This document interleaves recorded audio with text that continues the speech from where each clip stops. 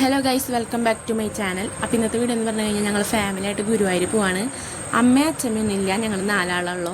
അപ്പോൾ വീട്ടിൽ നിന്ന് ഒരു 5 മണി ഒക്കെ ആയിട്ട് ഇറങ്ങിയിട്ടുണ്ടായിരുന്നു.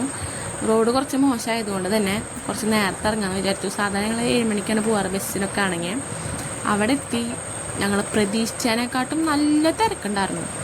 കല്യാണവും അതുപോലെ തന്നെ കണ്ണനെ കാണാൻ വന്നതും ഒക്കെ ആയിട്ട് കുറേ പേരുണ്ടായിരുന്നു. അങ്ങനെ ഞങ്ങൾ കൗണ്ടറിൽ ഫോണൊക്കെ വെച്ചിട്ടാണ് ഞങ്ങൾ പോയിട്ടുണ്ടായിരുന്നത്. വന്നു കഴിഞ്ഞിട്ടാണ് ഞങ്ങൾ ഫോട്ടോയും വീഡിയോ ഒക്കെ എടുക്കാൻ പോയത്. ഞങ്ങൾ എല്ലാവരും നടന്ന് കണ്ടിട്ടുണ്ടായിരുന്നു. അങ്ങനെ പറ്റണ പോലെ വീഡിയോയും ഫോട്ടോയൊക്കെ എടുത്തിട്ട് ഞങ്ങൾ ഗുരുവായൂരിന്ന് ഇറങ്ങാണ്.